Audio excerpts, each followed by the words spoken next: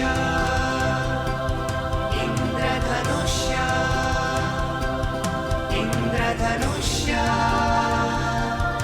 इंद्रधनुष्य. नमस्कार श्रोते हो, इंद्रधनुष्याच्या आजच्या कार्यक्रमात मी रेडिओ सखी पौर्णिमा साठे आपलं मनापासून स्वागत करते. श्रोते हो, कलेचं माहेरघर म्हणजे कोकण. विविध लोककला कोकणामध्ये बघायला मिळतात. कलेविषयी प्रचंड आवड आणि आत्मीयता असणारे अनेक कलाकार, कवी, नाटककार, लेखक, सुप्रसिद्ध लोककला, नमन, जाकडी, खेळे, दशावतार हे सगळे कोकणच्या मातीतलेच. आणि या सगळ्या कलेची जोपासना असंख्य कवी, शाहीर, नमन कलाकार करत असतात. शाहीर लोककलेचा कौटुंबिक वारसा अविरत जतन करणारे शाहीर तुषार मधुकर पंदेरे यांना आज आपण आकाशवाणीच्या स्टुडिओमध्ये आमंत्रित केलं आहे आणि त्यांच्या या कलेविषयी आज आपण जाणून घेणार आहोत. नमस्कार सर. नमस्कार मॅडम. स्वागत आहे तुमचं स्टुडिओमध्ये. धन्यवाद. मी आत्ताच तुमची ओळख अशी करून दिली की शाहिरी लोककलेचा वारसा जतन तुम्ही करताय. तर मला सांगा आधी, मुळात तुम्ही अर्थातच मी सांगितलं की कोकणातली ही कला आहे, म्हणजे तुम्ही अर्थातच कोकणातलेच आहात, पण नेमकं गाव कुठलं तुमचं? गाव माझं केळवली, तालुका लांजा, जिल्हा रत्नागिरी.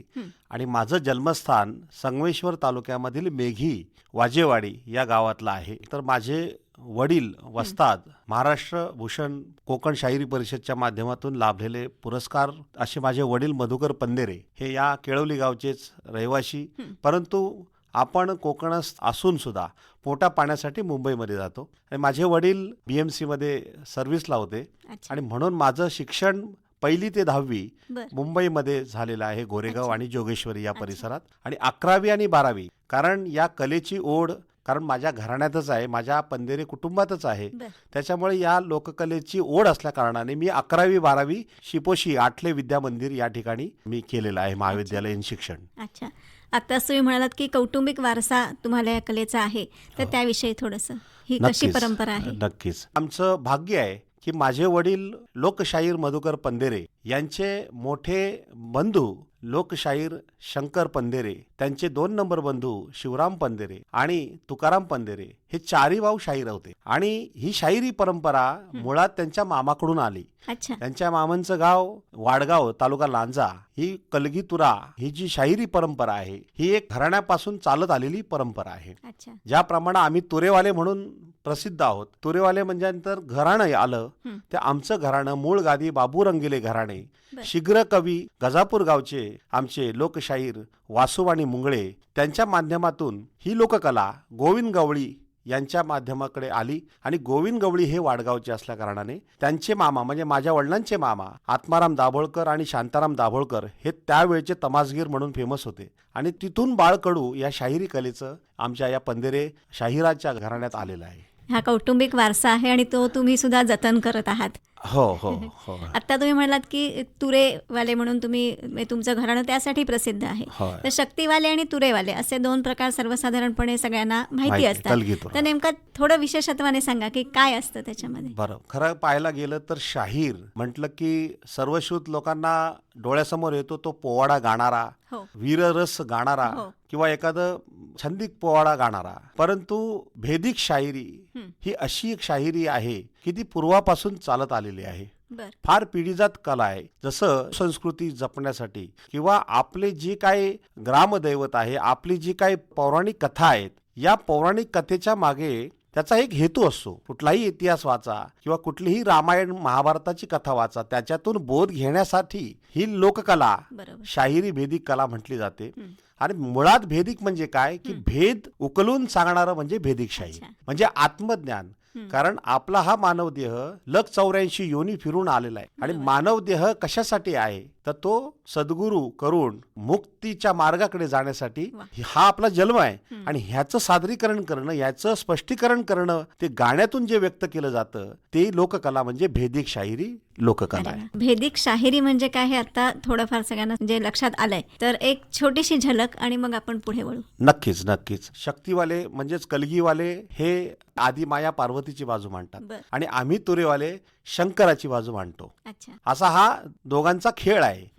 जरी तो सामना जरी वाटला तरी दोघांचं ध्येय एकच आहे, शिव आणि शक्ती हे 2 या जगामध्ये आहेत. म्हणून आम्ही आज चाललोय. कारण आत्मा असेल तर सगळं काही आहे. भेदिक शाहिरी म्हटल्यानंतर त्याची धाटणी वेगळी आहे.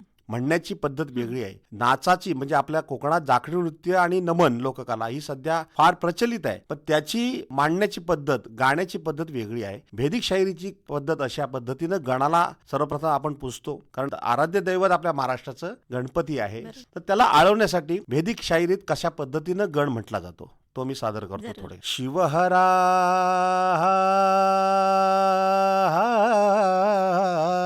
हा दाजी गजीर हे जीर जीर जीर जी, आणि शक्तिवाले श्रीहरी म्हणजे ते श्री रूपात त्याला आळवते.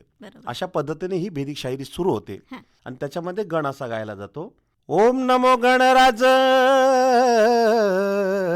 ओम नमो गणराज, सत्ता भक्त राखीलाज, आदि अंती पूजू आज स्मरूनिया, नित्य नेम भाव पदी धरूनिया, रजतम सत्वगुण दया क्षमा शांती वर्ण, तुझ ठाई परिपूर्ण भरूनिया, एक उरुनिया रजी हे जी रजी यजी यजी, स्मरू शिव गौरीपती सदा बंधू सरस्वती, द्यावी जणी ज्ञान स्फूर्ती करूनिया, गाऊ गुण गाण जाऊ तरुनिया, आता नमो सद्गुरु बीज नाम मुखी धरू, भव पहिला लावी तरुनिया जाऊ तरुनिया रजी. अशा पद्धतीनं गण गायला जातो की मी तुला आळवतोय, तन मन धन रज तम सत्व गुण अर्पून आळवतोय.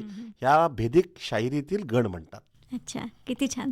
साधारण किती वर्ष तुम्ही या कलेची सेवा करताय आणि तुमचे गुरु कोण आहेत? माझ्या घरातच माझे गुरुवर्य म्हणजे वडील लोकशाहीर मधुकर पंधरे यांच्या सान्निध्यात राहूनच ही लोककला मुंबईमध्ये मी आत्मसात केली आणि 36 वर्ष आज अविरत सेवा करतोय. म्हणजे माझ्या शालेय जीवनामध्ये सुद्धा या शाहिरी परंपरेचा, या शाहिरी लोककलेचा वापर त्या ठिकाणी शालेय जीवनात सुद्धा मी केलेला आहे.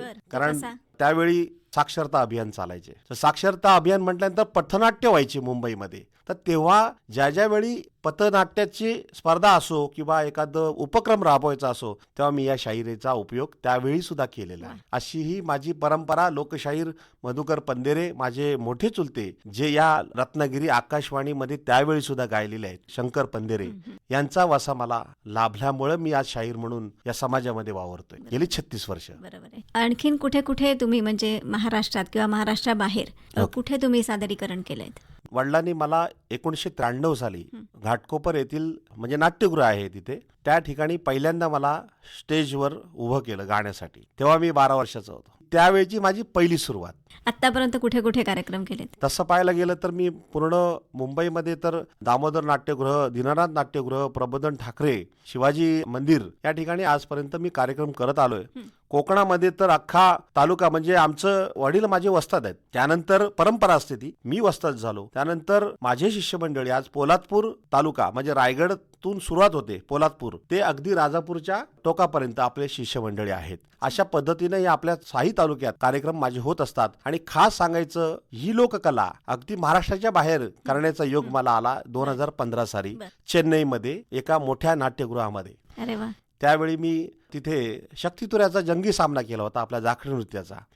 तो एक क्षण माझा जीवनातला आणि माझ्या लोककलेच्या प्रवासातला अगदी अविस्मरणीय आहे. नक्कीच नक्कीच. आपला जो काय उद्योग किंवा व्यवसाय, नोकरी शिवाय आपलं कुटुंब, आपलं गाव, हे सगळं सांभाळून शिवाय ही लोककला ही जिवंत ठेवायची आहे, याची ही सेवा करायची आहे, तर काय अडचणी येतात? तसं पाहायला गेलं ना तर शाहीर जिवंत आहे हा लोकांच्या आश्रयामुळे जिवंत आहे.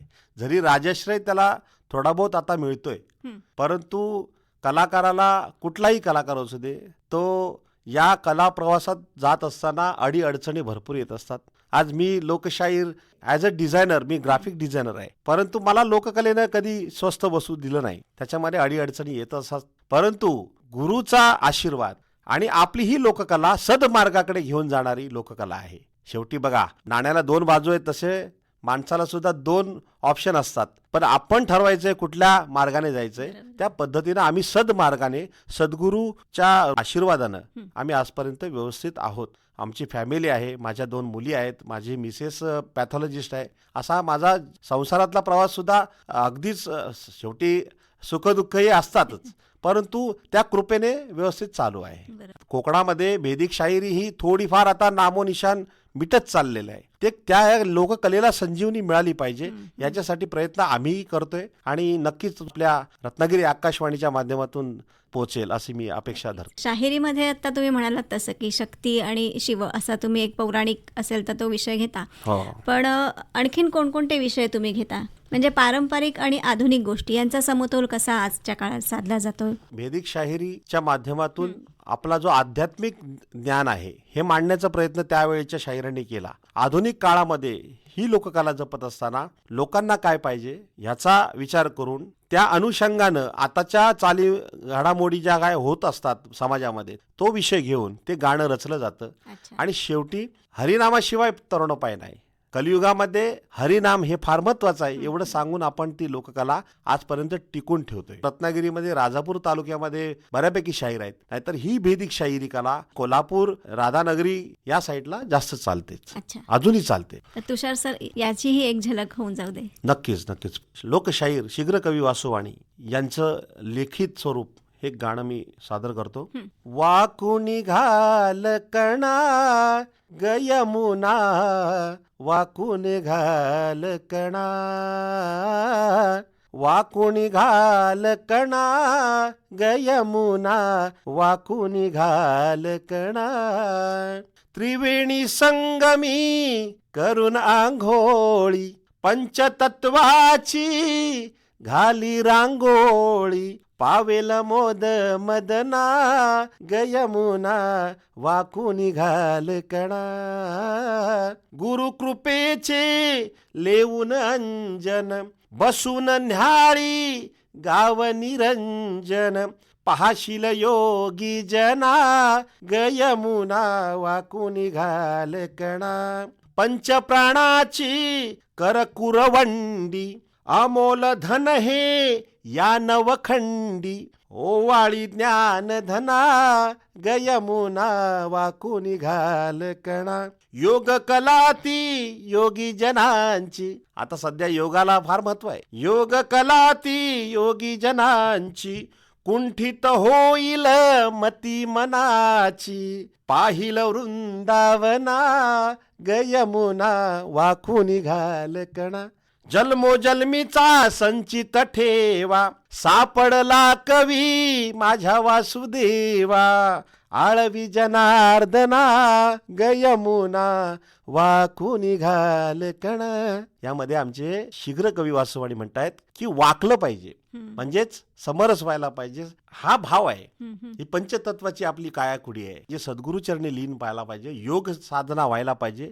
योगामध्ये आनंद आहे. आणि म्हणून शेवटला म्हटलंय आळवी जनार्दना आणि पाहिलं वृंदावना, म्हणजे आत्मा हा कृष्णाचं रूप आहे. कृष्ण म्हणजे काय? आनंद. हा अर्थ आहे आमच्या शाहिरी, भेदिक शाहिरी कलेमध्ये. असा वसा आमच्या गुरुजनांनी आम्हाला दिलेला आहे आणि तो आम्ही मांडण्याचा प्रयत्न करतो जिथे जिथे शक्य होईल तिथे. अनेक गाणी तुम्ही सुद्धा स्वतः रचलेली आहेत, तर त्याविषयी सांगा. आम्ही नवीन शाहीर आहोत, आम्ही युवा पिढीतील शाहीर आहोत.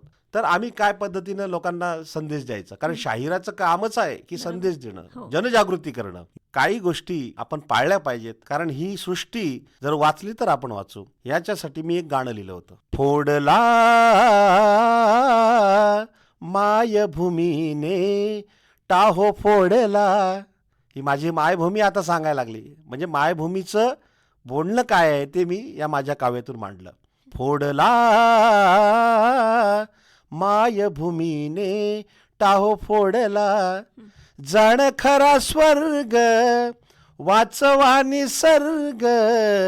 मानवाच्या बुद्धी पुढे हात जोडला. फोडला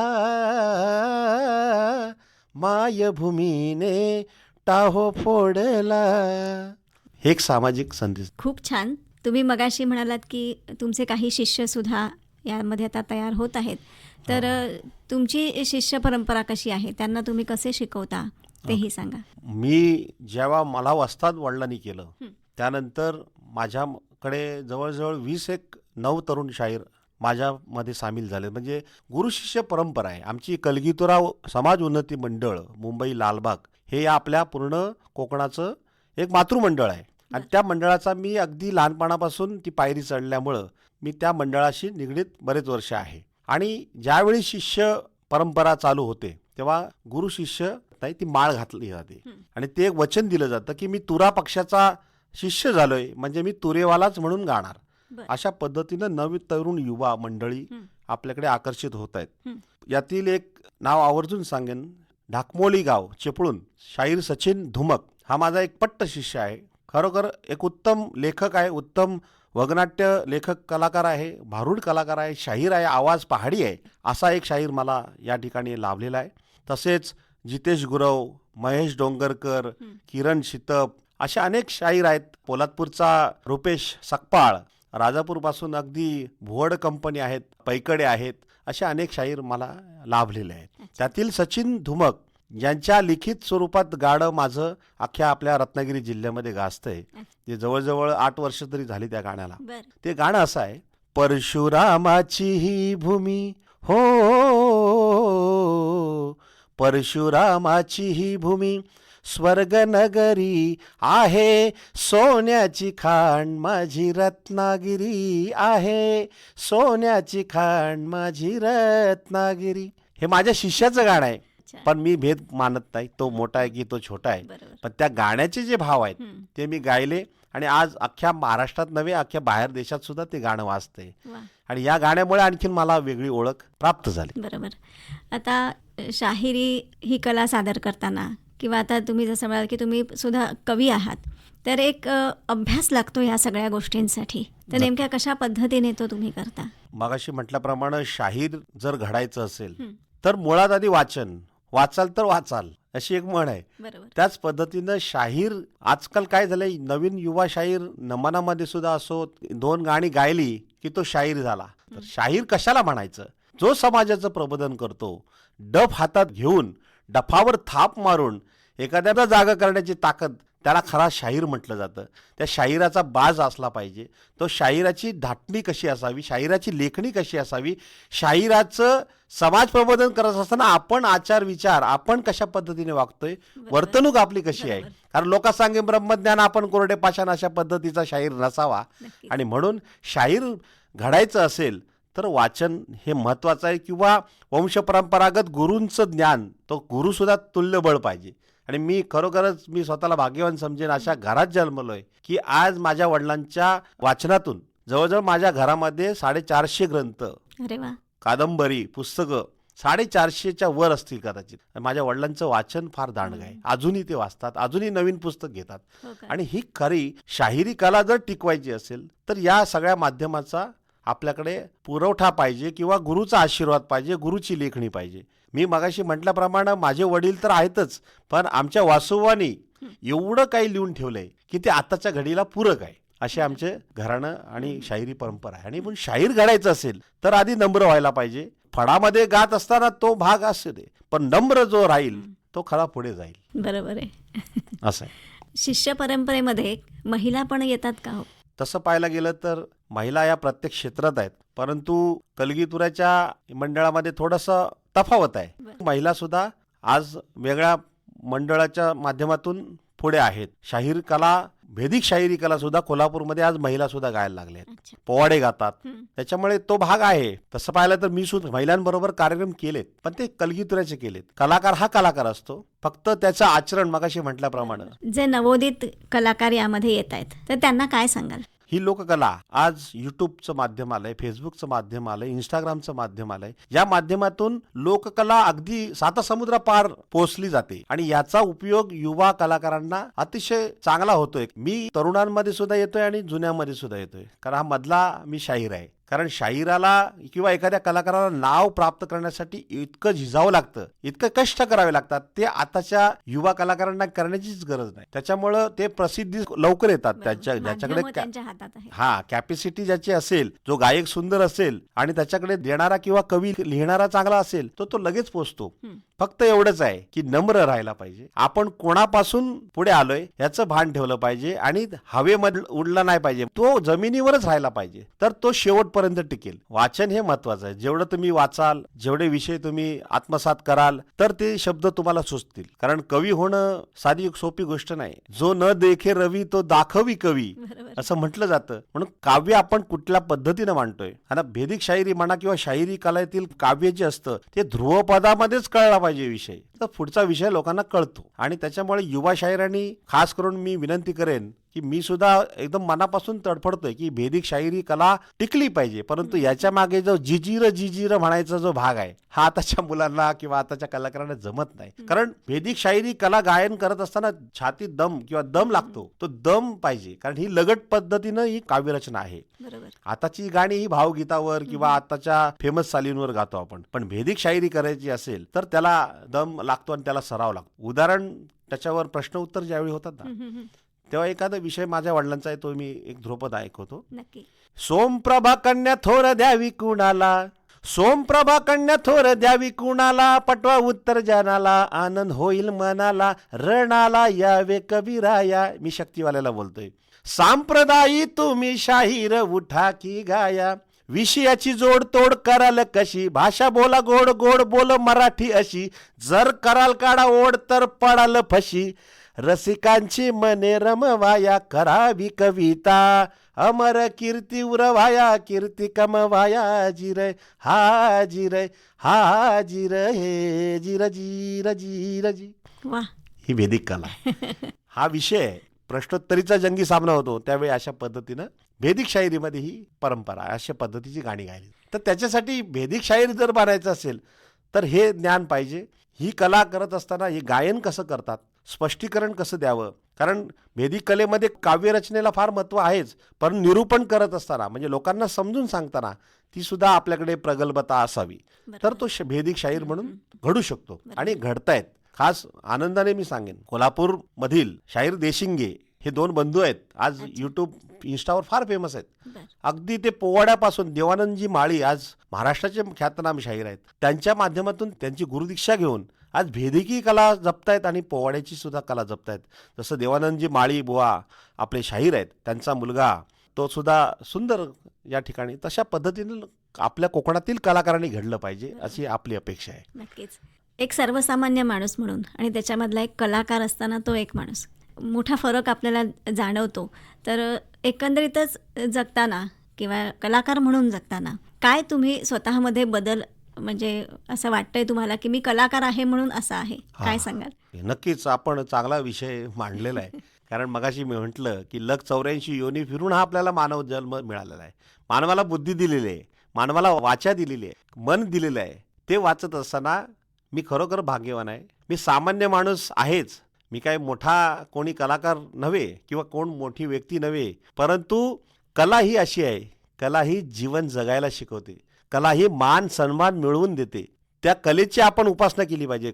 कुठलीही काम करत असताना, कुठल्याही क्षेत्रामध्ये काम करत असताना उपासना, ध्यान, ध्येय आणि सातत्य हे राखलं पाहिजे, तर ते तुम्हाला निश्चित फळ देते. त्याच पद्धतीनं आमची ही लोककला आहे, कोकणाची लोककला. रत्नागिरीची मगाशी म्हटलं आहे, रत्नागिरी खान हे खरंच खान आहे. या रत्नागिरीमध्ये काय नाही असं भरपूर आहे आणि अनेक मोठे दिग्गज होऊन गेलेले आहेत, हे आपल्या कोकणातूनच गेलेत.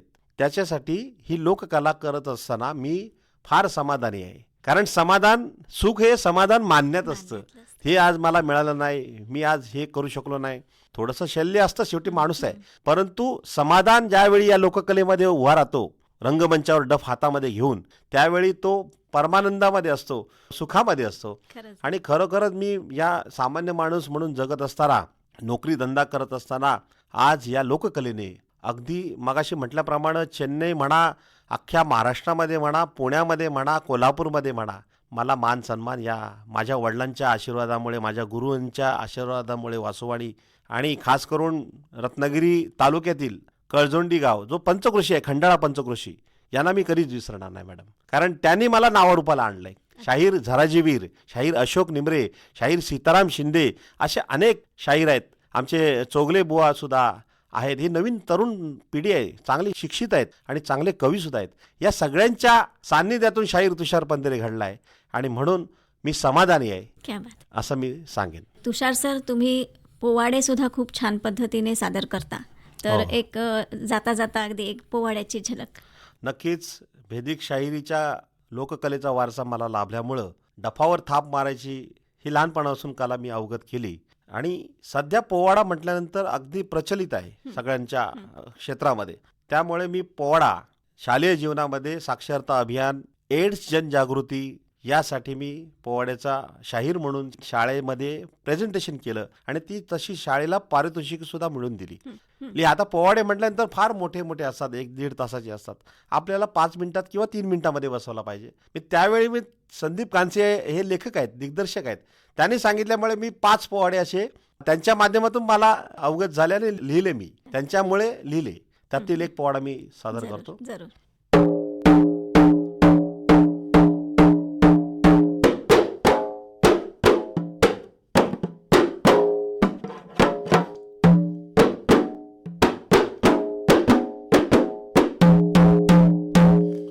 ओम नमो नमो गणराज, ओम नमो नमो जगदंबे, नमन तुझ आंबे करुण प्रारंभे.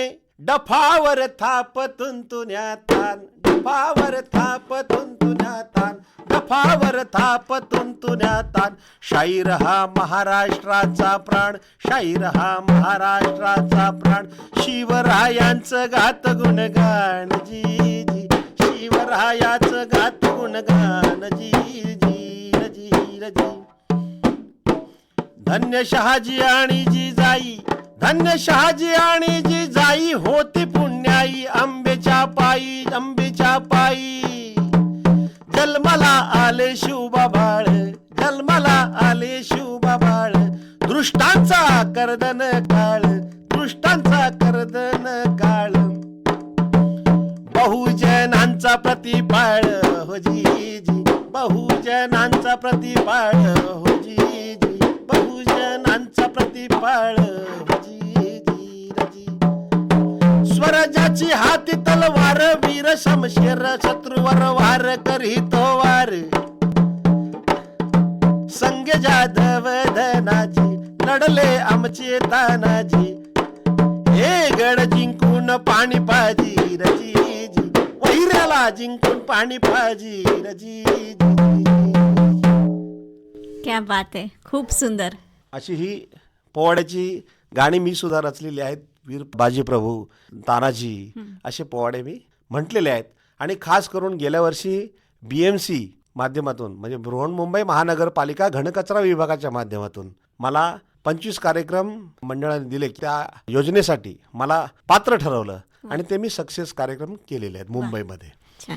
तर श्रोते हो, आत्ताच तुषार सरांशी आपण संवाद साधत होतो. भेदिक शाहिरी याबद्दल त्यांनी खूप छान पद्धतीने आपल्याला सांगितलंच आहे आणि एक झलक सुद्धा आपण ऐकलेली आहेच. तर तुषार सर यांना अनेक पुरस्कारांनी सन्मानित करण्यात आलेला आहे. प्राध्यापक डॉक्टर आनंदगिरी तुराभूषण पुरस्कार 2025 हा एक शाहिरी कारकिर्दीमधला एक महत्त्वाचा सन्मान मानला जातो आणि तो त्यांना प्राप्त झालेला आहे. तसंच कलगीतुरा समाज उन्नती मंडळ मुंबई यांनी सुद्धा त्यांना सन्मानित केलेलं आहे. तर असे हे लोककलेचा कौटुंबिक वारसा अविरत जतन करणारे, भेदिक शाहिरी पुढे नेणारे आणि अर्थातच आपल्या कोकणचं नाव उज्ज्वल करणारे कवी, गायक आणि शाहीर तुषार पंदेरे आज आपण यांना आमंत्रित केलं होतं. तर सर, आज तुम्ही इथे आलात. त्या लोककलेविषयी सुद्धा खूप छान पद्धतीने सर्व श्रोत्यांना सांगितलं. त्याबद्दल आकाशवाणीतर्फे सर्व श्रोत्यांतर्फे मी आपले आभार मानते. तसंच तुमच्या पुढच्या सर्व वाटचालीसाठी खूप साऱ्या शुभेच्छा देते. धन्यवाद. नमस्कार. धन्यवाद. धन्यवाद. श्रोते हो, या कार्यक्रमाचे सादर करते होते विवेक वानखडे.